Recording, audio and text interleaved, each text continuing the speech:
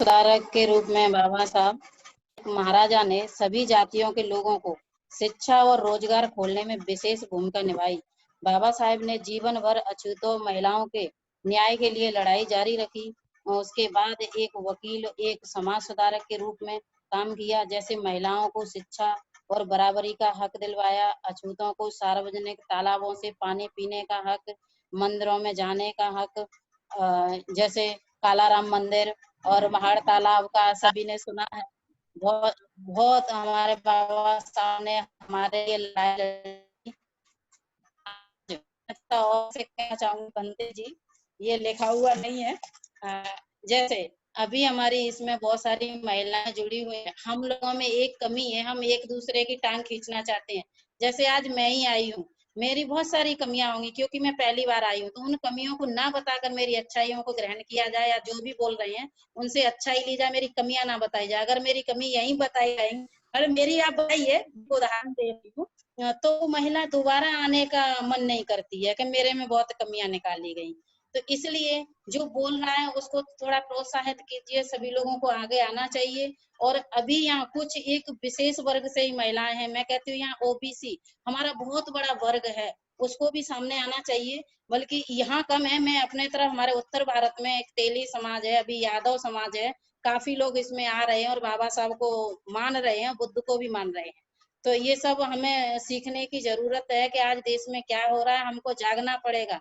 अब बाबा साहब हमको जो दे गए, कम से कम जो हमारी धरोहर है उसी को बरकरार हमको रख, से कम जो बोलते थे बाबा साहब जिस कारवां को जहां तक लाए वहां तक ही हमें रखना है।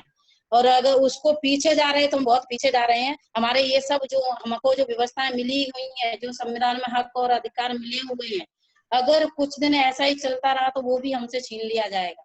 तो जय भीम, नमो बुद्धाय। बनते जी, टाइम ज्यादा होगा, ठीक है बनते जी, थैंक यू। धन्यवाद सुनीता बौद्ध मैडम। आप जो कहते थे कि मैं पहली बार ये यानी स्पीच दे रही हूँ, बोल रही हूँ, परंतु आपकी जिस तरह से आपने रचना और आपने विचार व्यक्त किए हैं, उससे लग रहा कि आप वाकई अच्छे विचार रख सकते हैं और अच्छे मार्गदर्शन कर सकती है। आपने बाबा साहब के जीवन पर जो विचार रखे हैं बहुत ही अच्छे हैं। जिन्होंने बाबा साहब ने जो अछूत लोगों के लिए जो कार्य किया है, उनको आगे बढ़ाने के लिए जो कार्य किए हैं, जो कि इस देश में विषमता थी, उस विषम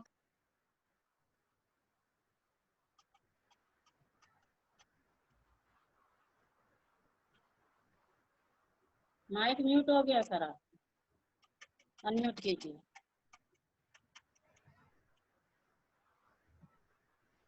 समता प्रस्तापित हो, उस उद्देश्य के साथ जो लोग इस विषमता की खाई में घिरे हुए थे, उनको समान लेवल पर लाने के लिए बाबा साहब ने कोशिश किए। परंतु जो भारत, जो स्वर्ण लोगों की विचारधारणा थी कि केवल ये दलितों के लिए उन्होंने कार्य किए।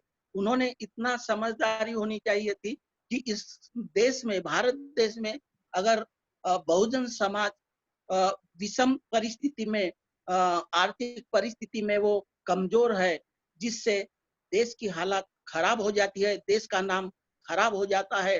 बाबा साहब ने देश का भी ध्येय, देश को भी बढ़कट बनाने के लिए, ऊपर उठाने के लिए सारा विचार करके उन्होंने जो कार्य किया है, ये केवल दलितों के लिए नहीं, तो पूरे भारत देश के सम्मान के लिए बाबा साहब ने ये कार्य किए। ये आपने अपने विचारों के माध्यम से हमें बताया। बहुत बहुत धन्यवाद सुनीता मैडम, बहुत बहुत धन्यवाद। और ऐसे ही आगे आप कार्य करते रहिए, निश्चित रूप से आपके साथ हम लोग जुड़े हुए हैं। इसके पश्चात हमारी तीसरी वक्ता है हमारी मुख्य अतिथि जयश्री बौद्ध, ये भिलाई से है। ये भी हमेशा हम जहाँ वहाँ जाते हैं, महिला सशक्तिकरण कार्यक्रम जो करते हैं, तो उनका हमेशा योगदान बना रहता है। वो चाहती है कि महिला आगे बढ़ के इस देश में कुछ परिवर्तन करे, इस ध्येय के साथ वो हमेशा जुड़ी रहती है। जयश्री मैडम, आप अपने विचार ये सावित्रीबाई फुले इनके ऊपर रखने वाली है। तो मैं आपसे अनुरोध करती हूँ कि आप अपने विचारों को हमारे समक्ष रखें। धन्यवाद। हेलो, तो आवाज आ रही है मेरी? आ रही है। हेलो, हाँ, आ रही।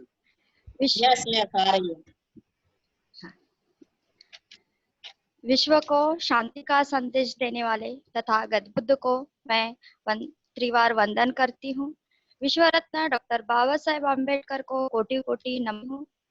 बहुत जन्मे को वंदन करती हूँ। इस कार्यक्रम में उपस्थित भंते जी को मेरा वंदामी और सभी प्रबुद्ध जनों को मेरा नमो बुद्धाय जय भीम। आज मेरा विषय है सावित्रीबाई फुले। मैं सावित्रीबाई फुले पर कुछ अपने संक्षिप्त में विचार रखने जा रही हूँ। 19वीं सदी के दौर में जो भारतीय महिला की स्थिति बड़ी ही दयनीय थी, जहाँ एक और पुरुषवादी वर्चस्व की मार झेल रही थी, तो दूसरी ओर समाज की रूढ़ी परंपरा सोच के कारण तरह तरह की यातना और अत्याचार सहन करने की विवशता थी। हालात इतने बदतर थे कि महिलाओं को सिर में घूंघट उठाकर बात करना आसान नहीं था। उस समय 3 जनवरी 1831 में सावित्रीबाई फुले का जन्म हुआ। सावित्रीबाई फुले का जन्म महाराष्ट्र के पुना सातारा जिले में हुआ था और उनकी 9 वर्ष की उम्र में ही ज्योतिबा फुले से उनका विवाह हुआ था। सावित्रीबाई फुले बचपन से ही एक प्रखर बुद्धि की थी। उनको सत्य को अपनाने वाली थी। उनको झूठ बिल्कुल पसंद नहीं था। वो कर्मठ एक कर्मठ महिला थी, जो कि ज्योतिबा फुले ने शिक्षा के ओर ज्यादा अग्रसर किया। महिलाओं को शिक्षा के ऊपर ज्यादा जोर दिए ज्योतिबा फुले ने। ज्योतिबा फुले चाहते थे कि अगर एक महिला शिक्षित होती है तो 2 परिवार शिक्षित होते हैं। इसीलिए महिला के शिक्षा के लिए ज्यादा जोर दिया और सबसे पहले सावित्रीबाई फुले को उन्होंने शिक्षित किया। वो हमारे लिए प्रेरणा स्रोत है।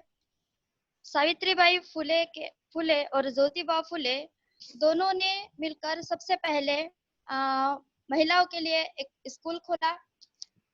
1848 में उन्होंने स्कूल खोला और 9 विद्यार्थी थे उनके। जब स्कूल खोला तो 9 विद्यार्थियों के साथ उन्होंने स्कूल खोला और ज्योतिबा फुले ने इसको आगे बढ़ाते बढ़ाते कालांतर में इतनी स्कूलें खोली कि महिलाओं के शिक्षा पर जोर देते हुए अभी सिंधु मैडम ने बहुत अच्छे विचार रखे थे ज्योतिबा फुले और सावित्रीबाई फुले। तो मैं संक्षिप्त में अपनी बात रखूंगी। ज्योतिबा फुले कहते हैं कि अविद्या के कारण ही जो भी परिस्थिति आज हमारे निर्माण होती है वो सब अविद्या के कारण होती है और इसीलिए महिलाओं ने शिक्षा ग्रहण करनी चाहिए। बहुत से उन्होंने जो कार्य किए हैं तो तारीख सहित उन्होंने विस्तार से अपनी जानकारी दी है। सावित्रीबाई फुले, अभी हम कल ही 5 तारीख थी, शिक्षा दिवस मनाया गया। इस भारत देश की इतनी बड़ी विडंबना है कि जिन्होंने शिक्षा के लिए कार्य किया उनको इस देश में भुला दिया गया और जिन्होंने शिक्षा के लिए कोई कार्य नहीं किया उन्हीं के जन्मदिन के अवसर पर शिक्षक दिवस मनाया जाता है। तो हम जो बहुजन समाज कहते हैं अपने आप को, हम बहुजन समाज के लोग हैं, तो हमें सावित्रीबाई फुले के जन्म दिवस पर शिक्षा दिवस मनाना चाहिए 3 जनवरी को। क्योंकि एक शिक्षक होता है जो विद्यार्थियों का जीवन बनाने के लिए हमेशा अग्रसर रहते हैं और जो वर्तमान की परिस्थिति को देखते हुए सावित्रीबाई फुले ने जो कार्य किए हैं वो सराहनीय है और हमारे लिए एक प्रेरणा स्रोत है। क्रांति ज्योतिबा सावित्रीबाई फुले, हम उनके विचारों को, उनके कार्यों को हमेशा याद करते रहेंगे और यही कोशिश करते रहेंगे कि अपने जीवन में भी उनके कार्य को उतार कर उनके कार्य को आगे बढ़ाने का काम करते रहें। सावित्रीबाई फुले ने जो शिक्षा के लिए जो कार्य किया है, अगर सावित्रीबाई फुले नहीं होती तो वर्तमान स्थिति जो है आज की, जो हम महिलाएं पढ़ लिख नहीं सकती, क्योंकि सबसे पहले शिक्षा का अधिकार ज्योतिबा फुले और सावित्रीबाई फुले ने ही किया है। जिस स्थिति को देखते हुए शिक्षा को ज्यादा महत्व ज्योतिबा फुले और सावित्रीबाई फुले ने दिया, उतना ही विरोध सर्वपल्ली डॉक्टर राधाकृष्णन ने किया है। तभी भी उनके जन्म दिवस पर हम शिक्षक दिवस मनाते हैं, और जिन्होंने वास्तव में शिक्षा के लिए काम किया है हम उनको भुला दिया गया है। तो वास्तव में हमें शिक्षक दिवस सावित्रीबाई फुले के जन्मदिन पर ही मनाना चाहिए।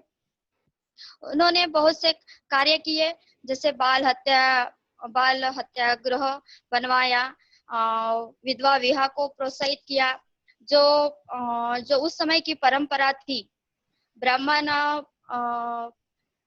ब्राह्मणों के इससे शादी करना या जो भी परंपरा थी, उन्होंने सत्यशोधक समाज की स्थापना की। सत्यशोधक समाज के माध्यम से उन्होंने कई विधवाओं का पुनर्विवाह किया है, विधवा विवाह को प्रोत्साहित किया है, और स्वयं मतलब संतान सुख न होने की वजह से एक काशीबाई नाम की महिला थी, वो ब्राह्मण महिला थी, उनके बच्चे को उन्होंने गोद लिया, जिनका नाम उन्होंने यशवंत रखा था, और उसी को पाल पोस कर बड़ा किए उन्होंने। उस समय एक हेलो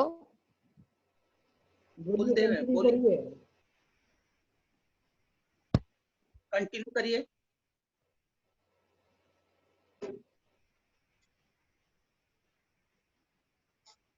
करिए। थोड़ा नेट प्रॉब्लम हो रहा है बंते जी। हाँ, अभी आवाज आ रही है आपकी, बोलिए।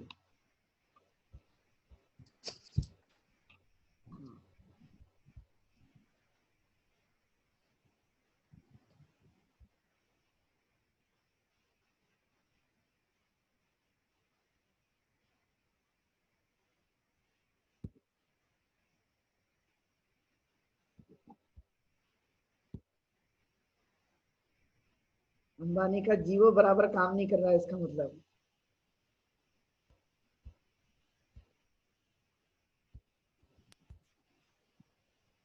बोलिए।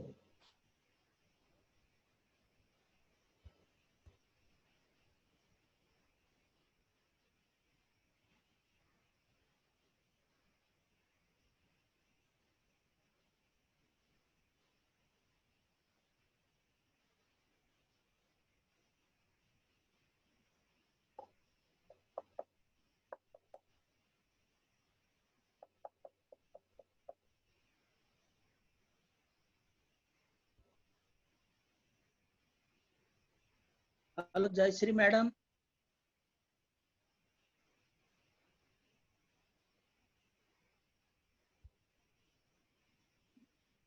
इंटरनेट की प्रॉब्लम आ गई उनको ना,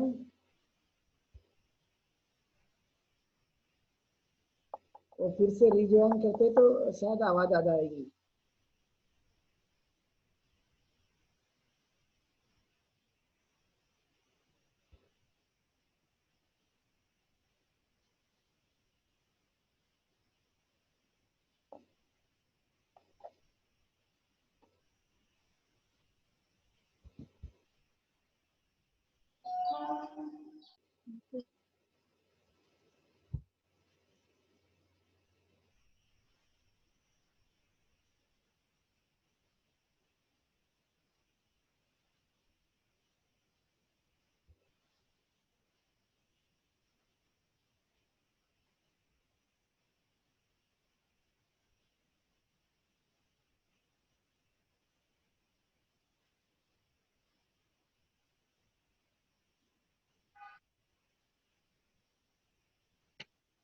म्यूट करिए भंते जी, उनका म्यूट करने को बोलिए। नहीं, वो इंटरनेट का बस जुड़ गए वैसे। हेलो, हाँ बोलिए। हाँ सॉरी हेलो। मंत्री जी, वो नेट प्रॉब्लम हो रहा है थोड़ा। अब तो आवाज आ रही है आपकी, हाँ। कंटिन्यू कीजिए।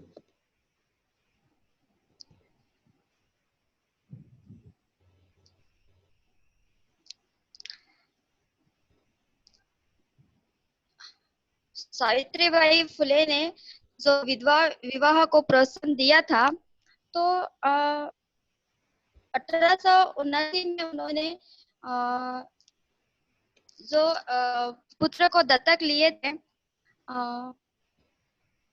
विवाह जैसे किया, आधुनिक भारत का पहला अंतर जातीय विवाह था। दरअसल इस प्रकार के विवाह पंजीकृत विवाह से मिलती जुलती होती थी, जो भी है। इस विवाह का पूरे देश के नारियों ने और कोड है। इस पूरे दंपति को करना पड़ा, लेकिन वे इससे विचलित भी नहीं हुए। इसके अलावा सावित्रीबाई फुले जब पढ़ने के लिए अपने घर जाती थी, तो उन्हें भी काफी कठिनाइयों का सामना करना पड़ा। फिर भी उन्होंने अपनी परवाह न करते हुए महिलाओं को शिक्षा देने का अपना कार्य कंटिन्यू।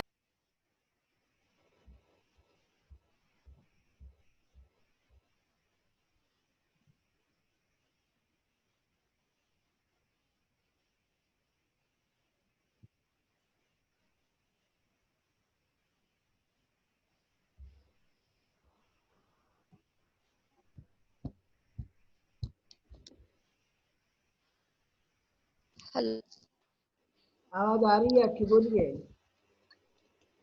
हाँ बस मुझे थोड़ा प्रॉब्लम हो रहा है नेट का, बस इतना ही बोलकर मैं अपनी विषय रखती हूँ।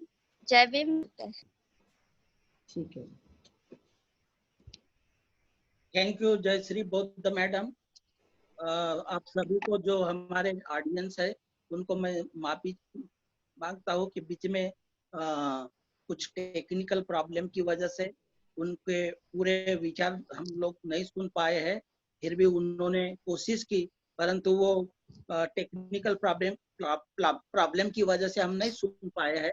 परंतु उन्होंने जो भी सावित्रीबाई फुले के जीवन पर, उनके कार्य पर उन्होंने अपने विचार रखी है, वाकई वो सराहनीय है। क्योंकि कल ही 15 सितंबर जो शिक्षक दिन मनाया जाता है, परंतु 5 सितंबर इस देश की 5 सितंबर 5 सितंबर, सॉरी, कल 5 सितंबर को जो शिक्षक दिन मनाया जाता है। और जो महात्मा ज्योतिबा फुले और सावित्रीबाई फुले, जिन्होंने शिक्षा का द्वार उन्होंने खुले करके इस देश में रहने वाली सभी महिलाओं के लिए, पुरुषों के लिए जो कार्य किया है, ताकि यहाँ पे ज्ञान प्राप्त हो। परंतु ये यहाँ की शासन करती जमात, जो मनुवादी विचारधारा होने की वजह से उनके विचारों को, उनके कार्य को हाईलाइट न करते हुए, इस देश में न बताते हुए, वो लोग हमारे विरुद्ध कार्य कर रहे हैं, बहुजनों के विरुद्ध कार्य कर रहे हैं। इसका आपने संक्षिप्त में ये किया है। परंतु निश्चित रूप से आप लोग एकजुट होकर महिला सशक्तिकरण संघ के माध्यम से ये जो इस देश में हो रहा है, इस विचारों को बदलने के लिए आप सक्षम हैं। और आने वाले दिनों में निश्चित रूप से आपका जो योगदान है, ये जो मनुवादी सरकार को बदलकर निश्चित हम लोग अपनी महापुरुषों की विचार, जो सत्य के आधार पर कार्य किए हैं, इस देश के बहुजन लोगों के लिए, इस देश के विकास के लिए जो कार्य किए हैं, ये निश्चित रूप से आने वाले दिनों में न्याय मिलेगा, ऐसी मैं अपेक्षा करता हूँ और आपको धन्यवाद देता हूँ। इसके पश्चात हमारे इस कार्यक्रम के चेयरपर्सन पूजनीय भंते डॉक्टर चंद्रकीर्ति जी हमेशा महिला सशक्तिकरण संघ को प्रेरित करने का कार्य, आगे बढ़ाने का कार्य करते हैं। समय समय पर ये अधिक सक्षम बने और बलवान बने और समाज को, इस देश को महिलाओं के माध्यम से फायदा मिले। 1927 में, दिसंबर 1927 में डॉक्टर बाबा साहब ने भी महिलाओं को इतना यानी बहुत ही जो प्रेरक भाषण दिया था महाड़ में, ताकि महिलाएं अगर आगे बढ़ती है, पुरुष के साथ जब रहती है, समान लेवल पर अगर कार्य करती है, तो निश्चित रूप से इस देश का, समाज का भला होगा। उसी महापुरुषों के, बाबा साहब के विचारों का अनुकरण करते हुए हमारे भंते जी, चंद्रकीर्ति जी उन विचारों का अनुकरण करते हुए, मन में रखते हुए हमारे समाज के लोगों को आगे बढ़ाने के लिए हमेशा वो प्रयासरत रहते हैं। तो आप सभी लोग जानते हैं, देखते हैं कि कितना उनका कार्य रहता है हर जगह, समाज को दिशा देने का, बाबा साहब के, महापुरुषों के विचारों को आगे बढ़ाने का वो हमेशा प्रयास करते हैं।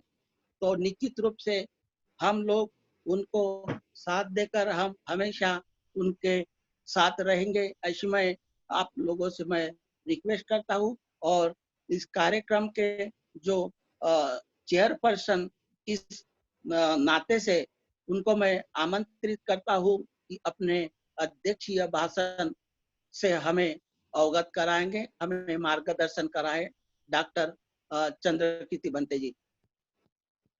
तो धन्यवाद माननीय धनवीर राजवर्धन जी, और आप सभी लोग जिन्होंने आज अपने मुखार बिंदु से बड़ी अच्छी बातें, महापुरुषों के जीवन से संबंधित बातों को बताने की कोशिश की।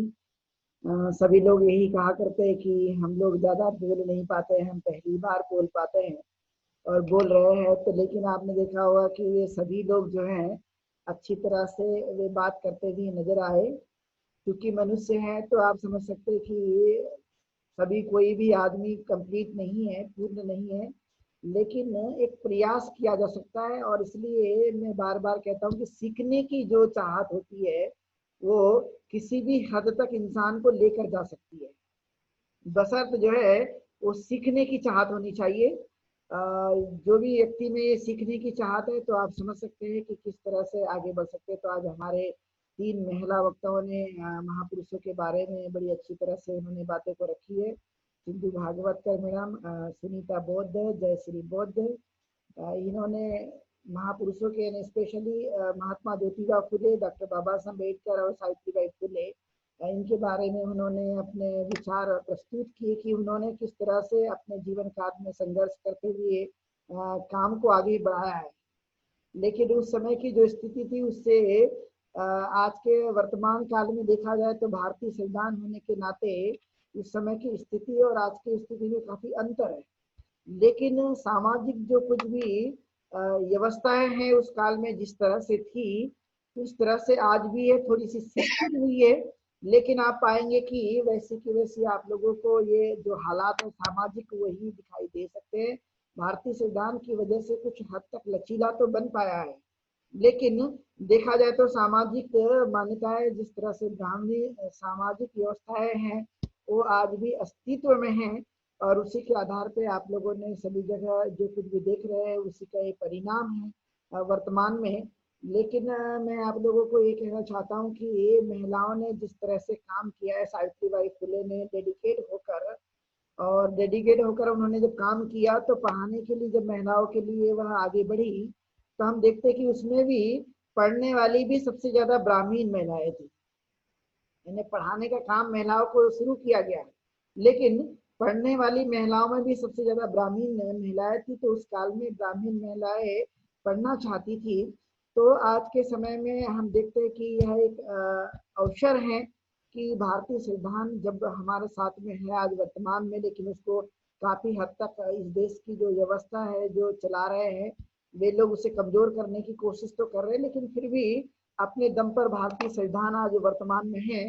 तो उस बात को ध्यान में रखते हुए हमने अपनी पूरी ड्यूटी सही मायने में उसे करने की कोशिश करते रहना। और अध्ययन के लिए कोई उम्र नहीं होती। सब लोग यही कहते कि हमें नहीं आता है या हम लोग नहीं बोल पाएंगे, लेकिन हर आदमी के अंदर में एक मानवीय क्षमता पाई जाती है, और उस मानवीय क्षमता को यदि हमने तराशने की कोशिश की तो न बोलने वाला आदमी भी बोल सकता है, और जो कहता नहीं कि मैं नहीं कर सकता, तो मन का एक आधार है कि जब हम थोड़ा सा बोलना शुरू कर देते हैं तो स्वाभाविक है कि ऑटोमेटिकली मन नाम की जो ताकत हमारे पास है, जिसके अंदर में आपने बचपन से लेकर अभी तक जो भी ज्ञान संचित करके रखा हुआ है, वो ज्ञान धीरे धीरे धीरे धीरे बाहर निकलने की कोशिश कर सकता है जब आप उसको कोशिश कराने लगते हैं। क्योंकि शुरुआती दौर पे ये मन के अंदर में रहता है, लेकिन जैसे आपने बोलने के लिए इच्छा प्रकट कर ली या आपका नंबर आ गया, तो आपका दिमाग काम करना शुरू कर देता है कि मुझे जानकारी कलेक्ट करनी है, मुझे इंफॉर्मेशन कलेक्ट करना है, चाहे वो किताबों का सहारा ले रहे हो या फिर किसी से पूछताछ करने की कोशिश कर रहे हो या खुद अपने आप से ही पूछने की कोशिश कर रहे हैं। तो आपने देखा हो कि ये प्रोसेस शुरू हो जाती है जब आप बोलने की कोशिश में लगते हैं। तो उसी तरह से होता है कि हम जब तक अपने दिमाग को ये बताएंगे नहीं कि आपको बोलना है या बताने की कोशिश करनी है, तब तक वो खोजबीन शुरू नहीं करेगा। तो खोजबीन करने के लिए प्रथमतः एक पहली सीढ़ी ये है कि हमें उत्साह निर्माण करना चाहिए, रुचि निर्माण करनी चाहिए बोलने की। तो ऑटोमेटिकली माइंड जो है वो आपको सिखाने की प्रोसेस में आ जाता है, और फिर वो तैयारी करता है कि अलग अलग जगह से जो जानकारी इकट्ठा करना है। तो जब जानकारी इकट्ठा करते रहेगा तो स्वाभाविक है कि आप बोलने के तरफ में आगे बढ़ सकते हैं। और इसीलिए एक खास एक पद्धति है कि जो नहीं बोलने वाला आदमी जब बोलने की कोशिश करेगा तो बाद में कई लोग उसे बोलेंगे अभी बोलो मत, ज्यादा बहुत बोलते हैं ये, अभी शांत हो जाओ। ये आपको लोग जो है ऑटोमेटिकली कई बार आप बोलना शुरू करेंगे मन से, तो लोग चिट्ठी भी दे देंगे कि बहुत हो गया, अभी बोलना बंद कर दो आप, आधा घंटा हो गया या 40 मिनट हो गया या 1 घंटा हो गया, तो आपको चिट्ठी थमा देंगे क्योंकि आप बहुत बोलते हैं।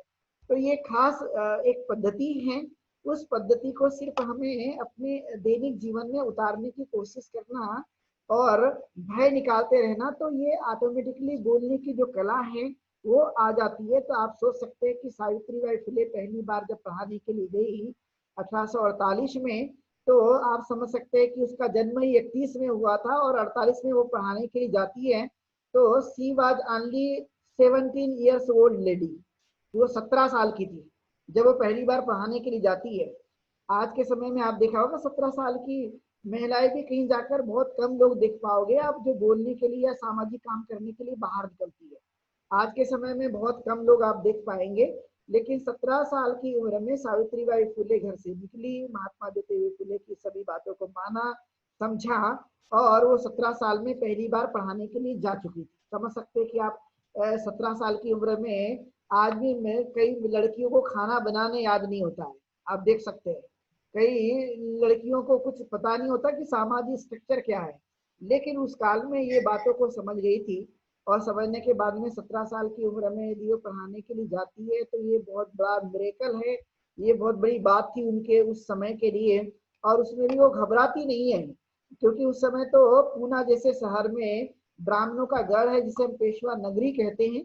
तो पूना में पढ़ाने के लिए जाना महिला के लिए तो बड़ी बात थी, बड़ी हम लोग कह सकते हैं नागपुर या नागपुर के इर्द रहने के बाद में आगे काम करते हैं तो मुझे लगता है कि कठिन नहीं है, लेकिन पूरा में बहुत कठिन काम रहा होगा, क्योंकि वहां पर पेशवा लोग रहा करते थे और पेशवाओं ने शूद्रों को जिस तरह से गले में मटका और पैर में पीछे झाड़ू बांध कर रखी गई थी, उस जो एरिया है वो ज्यादातर पूना के इर्द गिर्द वाला एरिया ज्यादा माना जाता है।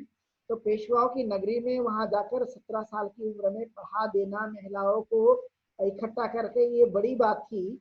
आज के समय में आप देखते हैं कि इतने हालात तो कुछ कुछ जगह दिखाई दे सकते हैं, लेकिन फिर भी एक प्रकार से देखा जाए तो कुछ भारतीय संविधान की वजह से काफी कुछ राहत मिली हुई है। तो हमें ये समझने की कोशिश करना कि नहीं, हम अपना आदर्श मानेंगे ज्योतिबा को, सावित्रीबाई फुले को और डॉक्टर बाबा साहब अम्बेडकर को, और इन्होंने हमें आगे बढ़ाने की पूरी तरह से कोशिश की है। तो उसके आदर्श को मानते हुए हम कहीं भूल न जाए, इस संकल्पना को हमें याद रखना है और याद रखते हुए हमें आगे बढ़ने की कोशिश करनी है। तो हो सकता है ये हमारा जो ज्ञान है ये बच्चों के लिए या हमारे पड़ोस के लिए, समाज के लिए, देश के लिए कहीं पर भी काम आ सकता है, और हमने इस बातों पर विशेष ध्यान देने की कोशिश करते रहना चाहिए कि ये किसी न किसी के काम तो जरूर आएगा, है ना। ये हो सकता है मैं यदि समाज के अंदर भी जाकर नहीं बताऊं, लेकिन कम से कम परिवार में यदि हमारे छोटे बच्चे हैं तो उनके बताने के काम भी आ सकता है, और समाज के लोगों को बताने का काम भी आ सकता है। और जब हम अपने घर के काम को पूरी तरह से कर लेते हैं तो हो सकता है कि ये दूसरों को बताने के काम आ जाए, लेकिन ज्ञान कभी बेकार नहीं जाता, कभी वह ऐसे ही नहीं जाता। इसलिए आपने देखा होगा कि महात्मा ज्योतिबा फुले और सावित्रीबाई फुले ने जो कदम उठाया था और उन्होंने एकदम सही जाना था, वो जाना ये था कि अविद्या के कारण ही संसार में दुख फैला हुआ है।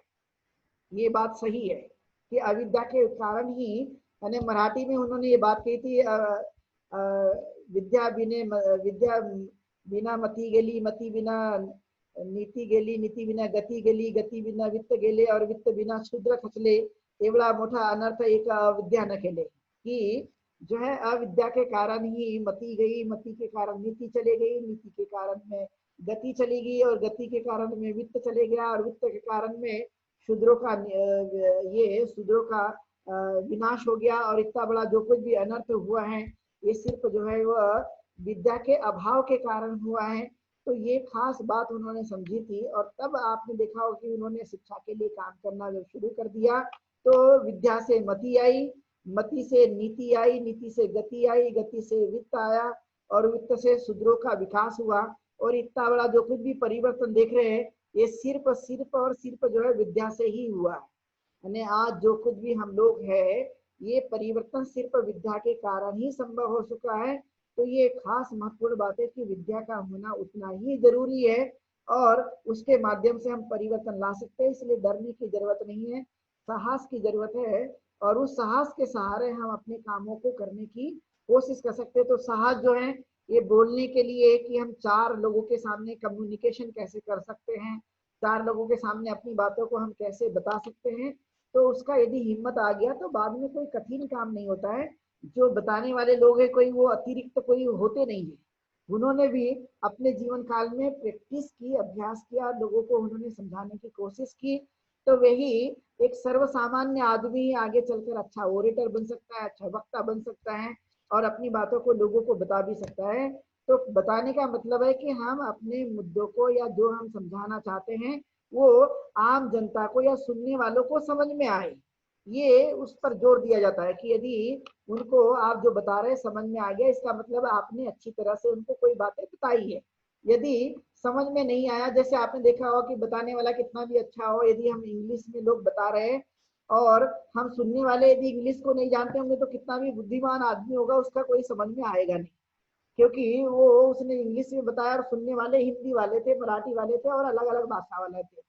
लेकिन जिस भाषा में बताया जाता है तो वो भाषा जो है वो सामने वालों को, श्रोता लोगों को समझ में आनी चाहिए। इतनी अच्छी तरह से आप उनको समझा दो तो ये यदि आपने समझाने की कोशिश कर दी तो समझ लो आप कहे जाते कि हाँ भाई इनके पास ज्ञान भी है और हमें जो इन्होंने बताया वो हमें समझ में भी आ गया। तो ये कोई कठिन काम नहीं है, बस समझने की बातें हैं और इसे एक हिम्मत के साथ में जो भी हम लोग बताने की कोशिश करते हैं उनका पहले से हमारे पास थोड़ा बहुत भी ज्ञान हो तो उस ज्ञान के सहारे हम लोग उसको बता सकते हैं। और इसलिए एक बड़ी फौज होनी चाहिए कि लोगों को हम कन्विंस कैसे कर सकते हैं, लोगों को हम बता कैसे सकते हैं, क्योंकि एक आदमी ही सब कुछ काम नहीं कर सकता और एक आदमी भी यदि वो कोशिश भी करता है कि मैं ही सब कुछ कर सकता हूँ तो उनकी भूल होती है कि वे अकेले कर सकते, अकेला कुछ भी नहीं कर सकता। उसके लिए टीम होती है और हर चीज के लिए टीम के माध्यम से जो भी प्रयत्न होता है वो आसान बनते जाता है। जैसे आपने देखा होगा कि यदि हम परिवार की भी बात करें तो परिवार में जो सदस्य रहते हैं तो अकेला कोई रहे उसको हम परिवार नहीं कहते, लेकिन घर में सदस्य हैं तो एक परिवार माना जाता है और वो सभी परिवार यदि सक्षम है, समझने की कोशिश करते हैं तो उनका ज्ञान उनके लिए काम आ सकता है। और इसीलिए ये जरूरी है कि हम अपने महापुरुषों के विचारों को जन जन तक पहुंचाने के लिए हम कहीं ना कहीं तैयार होना चाहिए और तैयार होकर हम अपने परिवार में भी बताएं, समाज में भी बताएं और जहाँ भी रहते हैं वहां भी बताने की कोशिश करें। यदि हमने ये भी हासिल कर लिया इतनी बातें तो सही मायने में हम लोग उसको बताने में कामयाबी हासिल कर सकते हैं। और फिर कहा जाता है कि जो करेंट मुद्दे होते हैं, जैसे आपने डेली न्यूज सुन रहे हैं तो डेली न्यूज सुनने में आपको कई बार कई तरह की बातें सुनने के लिए आती है न्यूज के माध्यम से, कि हमारे देश की जो आर्थिक मंदी है वो खस्त होते जा रही है, देश में राम का मंदिर बनाया जा रहा है, लोगों को रोजगार नहीं मिल रहा है, कोरोना की महामारी इतनी इतनी हद तक फैल चुकी है, वगैरह वगैरह। ऐसे कई मुद्दे आप देखते होंगे। तो उस मुद्दों के माध्यम से हम करंट मुद्दों को ले सकते हैं और उसके माध्यम से अपनी बातों को हम उनके से कह सकते हैं। तो एक अपने माध्यम से उस बातों को समझाने की कोशिश करना ये खास अहम बातें होती है, और इसमें कई लोग जो है इस बातों को समझ लेते हैं। इसलिए बुद्धिमानों की टीम जो कहलाती है कि हमें इस बातों को समझाना है, समझना है और समझाना है। ये विधि को यदि हमने ध्यान रखा तो कोई कठिन नहीं है, क्योंकि कोई भी माँ के पेट से कोई भी सीखकर नहीं आता। सबसे महत्वपूर्ण बात है, कोई भी आप कह दोगे कि माँ के पेट से बड़ा विद्वान बनकर आया था और उसने सारा जो है परिवर्तन कर दिया, तो माँ के पेट से कोई भी सीख कर नहीं आता। बाद में जो है वो धीरे धीरे धीरे प्रयास करते रहता है, और प्रयास करने के बाद में वह अपने आप को वह डेवलप करते रहता है, अपना अपना विकास करते रहता है। चाहे वह शारीरिक या मानसिक विकास हो, उस पर वो जोर देते हैं, और फिर उनके माध्यम से काफी कुछ परिवर्तन आने की संभावना पाई जाती है। और इसलिए हम लोगों ने ये महिलाओं को बोलने के लिए हमने संधि उपलब्ध करा कर दी है हर संडे के दिन में। तो ये बात होनी चाहिए कि हम बोलेंगे और हम तैयारी करेंगे और तैयारी करके बोलेंगे, और बोलकर जो है हम अपने इस काम को आगे बढ़ाने की कोशिश करेंगे। तो इस पर हमें विशेष ध्यान देने की कोशिश करते रहना, जो कि बहुत ही जरूरी है। देखिए, जैसे मान लिया जाए हमने खुद की तैयारी करने पर ध्यान दिया तो हम इसको कर सकते हैं। यदि हमने सोचा कि नहीं कल होगा, आज नहीं कल होगा, मैं परसों बोलूंगी और परसों के बाद में एक महीने बाद बोलूंगी, तो ये सब समय निकलते जाता है। बाबा साहब अम्बेडकर की एक मुझे बात बड़ी अच्छी तरह से याद आती है कि जब भी संधि उपलब्ध हो जाती है, तो संधि उपलब्ध होने के बाद में हम उसका पूरा पूरा लाभ लेना चाहिए, क्योंकि संधि जो है वो दोबारा कब वापस आएगी इसकी कोई संभावना नहीं होती है। तो जब भी हमें मौका मिल जाता है तो उस मौके को हमें पूरा पूरा लाभ लेते रहना चाहिए। और विशेष तौर पे महिलाओं को तो पहले से ही भारत के अंदर में ब्राह्मणी व्यवस्था ने मौका देने से रोक लगाई थी, और जब रोक लगाई थी कि हम सुन नहीं सकते हैं, बोल नहीं सकते हैं, तो आज तो अवसर ही अवसर है, तो उसका पूरा पूरा लाभ लेने की कोशिश करते रहना चाहिए। और मन में ये उत्पन्न होना चाहिए कि मैं अच्छी तरह से अपनी नॉलेज को बढ़ाएंगे और अच्छी तरह से लोगों के सामने बातों को बताने की कोशिश भी करेंगे, ये मेरी भूमिका होनी चाहिए। और इसलिए जब आप खुद पढ़ने की तैयारी करते हो तो आपने देखा होगा कि आपका नॉलेज भी बढ़ता है, आपका ज्ञान बढ़ता है। जैसे कि कल 3 लोगों ने हमारे महिला वक्ताओं ने बात रखी, तो कल उन्होंने कुछ न कुछ खोजबीन किया होगा, स्वाभाविक है, चाहे किताबों के माध्यम से या जैसे भी उन्होंने खोजबीन करना शुरू कर दिया होगा। तो इतना ज्ञान तो मनुष्य के पास में आने लगता है। तो ज्ञान कभी भी व्यर्थ में नहीं जाता, ज्ञान की बहुत कीमत है। तो उस ज्ञान को हम समझने की कोशिश करें, तो ये महत्वपूर्ण बात है। तो हमारी बात जारी रहेगी, लेकिन लेंगे एक छोटा सा ब्रेक, और ब्रेक के बाद में पुनः मिलते हैं।